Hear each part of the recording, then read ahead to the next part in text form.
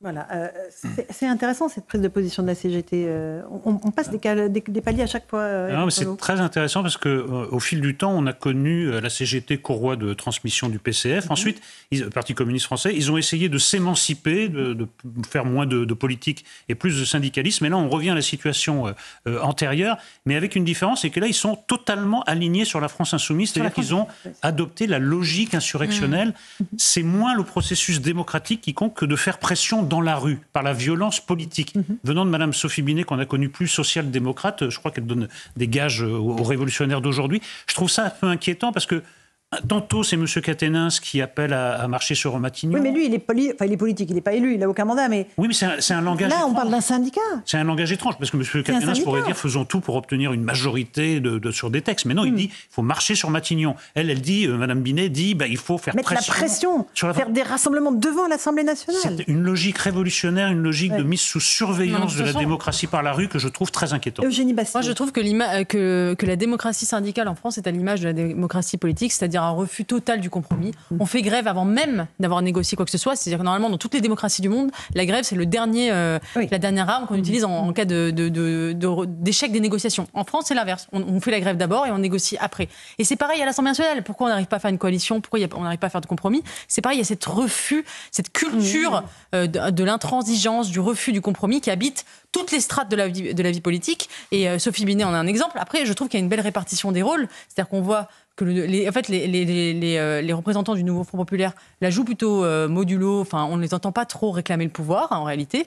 Je pense, je trouve qu'ils le réclament. Je pense qu'ils vont réclamer, ils vont jouer la violence dans la rue, mais ils vont être secrètement soulagés de ne pas exercer le pouvoir parce qu'ils savent que leur programme est inapplicable et que déjà, ils voient bien qu'ils ne pourront pas mettre en place le SMIC à 1 600 €. Ils ne pourront pas, abroger la réforme de retraite. Donc, ils seront au pouvoir sans pouvoir appliquer leur programme. Donc, ils espèrent 2027. Ils jouent la violence de rue, la bordélisation grâce aux syndicats, grâce aux milices d'extrême gauche. Et pour eux, le tableau est... Mais syndicats et milices d'extrême gauche, c'est pas la même chose. Ça se rapproche. Il y a un objet pour les syndicats qui n'est pas l'objet d'un parti politique. On va juste écouter Frédéric Souillot de FO qui a une position complètement différente et je vous passe la parole. Écoutez-le. La seule politique que nous menons, c'est de la politique syndicale. C'est pas les organisations syndicales qui ont le choix du Premier ministre. Il y a 48 ans, enfin il y a 76 ans quand nous avons créé Force ouvrière, c'était pour arrêter d'être la courroie de transmission d'un parti politique. Et aujourd'hui, la seule politique que nous menons, c'est la politique syndicale. Donc il n'y a pas de raison, laissons faire les parlementaires. Voilà pour Frédéric Souillot de FO. Voilà, politique syndicale. On ne choisit pas le Premier ministre. Absolument raison. Madame Binet s'assoit sur le droit français qui régit ce qui revient. Ce n'est pas juste un usage, c'est aussi une réalité juridique, de la même manière que Mme Binet, d'ailleurs, n'a aucun état d'âme, alors que le secrétaire fédéral du département du Nord a été condamné pour apologie de la CGT, a été condamné pour apologie du terrorisme. Ça ne lui pose aucun problème. Mais comme le disait Éric tout à l'heure, oui, c'est une stratégie qui est littéralement celle qu'employaient les fascistes, c'est-à-dire de faire pression par la rue, y compris sur leurs partenaires politiques d'ailleurs, parce que c'est aussi la stratégie qu'utilisent, alors là je parle plus de Mme Binet, mais plutôt de LFI, qui font pression sur les socialistes et les écologistes pour essayer d'arracher plus de choses à leur profit. Mais moi, ce que je constate, en tout cas, c'est qu'on nous parle toujours de la culture de coalition.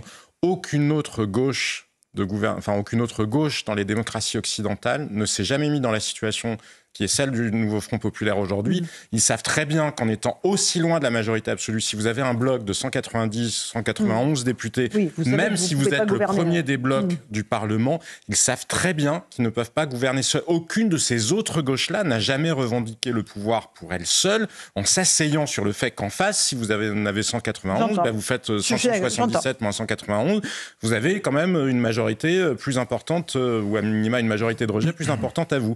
Donc ce défaut de culture démocratique-là de la gauche française, y compris dans des partis qu'on dit pourtant républicains, il est très inquiétant. Louis de Ragnel. Ce qui est très frappant, c'est le principe de la grève préventive. C'est-à-dire qu'on ne sait même pas quel sera le gouvernement prochain, on ne sait même pas ce qu'il a dans sa besace. C'est pas tant le sujet de la grève pour moi que de l'appel au rassemblement et à faire pression sur l'Assemblée nationale. Pression populaire, comme s'ils étaient plus sur l'Assemblée nationale. La CGT, surtout, il y a un glissement, mais qu'on observe quand même depuis maintenant plusieurs mois, où c'est plus du tout juste une organisation syndicale qui négocie, c'est plus un partenaire social, il y a un glissement vers, ils essayent d'organiser, de participer à l'organisation de la vie politique. Et c'est ça qui est grave. Normalement, ils font pression éventuellement sur les programmes, voilà. Mais que là, ils fassent pression alors que la vie politique est totalement figée, on est en train de regarder quelle solution peut sortir de tout ça, et vous avez effectivement ce syndicat qui rentre comme ça, qui essaie de percuter l'agenda politique. Et qui fait pression sur la représentation nationale. Pardon d'y revenir, mais c'est exactement ce qui était le cas sous la 4ème République. Quand le Parti communiste a été exclu du gouvernement en 1947, il a déclenché des grandes grèves dans énormément d'usines pour justement faire la pression par la grève sur la politique. C'est exactement ce qui est en train de se passer. Oui, mais c'est pas la même chose que c'est une tradition française. C'est pas nouveau. Mathieu Vallet, sur ces appels de la CGT à manifester autour de l'Assemblée nationale le 18 juillet. La CGT, je pense qu'elle est devenue la filiale syndicale de LFI, de la France insurrectionnelle. Parce que, écoutez, lorsqu'on dit mettre sous surveillance l'Assemblée nationale, pardon, mais c'est un lexique inquiétant. Moi, j'ai peur pour nos institutions, j'ai peur pour mon pays, parce que ce qui fait tenir la nation française, c'est nos institutions. Et en fait, finalement, c'est un peu la cerise sur le gâteau. Monsieur Quatennens, il n'est peut-être pas élu, mais il avait appelé à marcher vers Matignon. Alors, lui, il n'est pas élu, mais M. Boyard a dit qu'il était prêt à le faire sur une antenne concurrente. Bon, vous me direz, un ancien dealer, il n'est pas très respectueux des lois, ça ne lui changera pas. Ensuite, vous avez M. Raphaël Arnaud, qui est un antifa violent fiché S pour ça. Donc peut-être qu'avec leurs nouveaux copains de classe, ils auront des mains qui pourront leur prêter main forte. Et il l'a dit aussi sur notre chaîne concurrente que ça ne le dérangerait pas de participer à ce mouvement. Vous avez aussi M.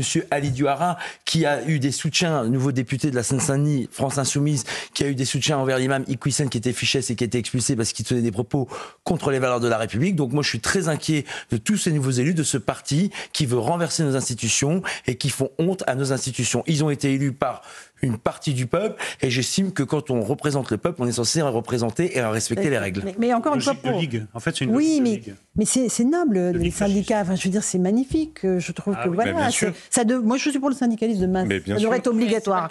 Donc mais c'est pas le cas. Là, on est en train de partir sur autre chose. La démocratie représentative, ce sont des corps intermédiaires. Et un des grands reproches qu'on peut faire d'ailleurs de ce point de vue-là à Emmanuel Macron, il n'était pas responsable de l'état des partis ni des syndicats tels qu'il les a trouvés, mais enfin, il n'a quand même rien fait pour essayer de les reconstruire.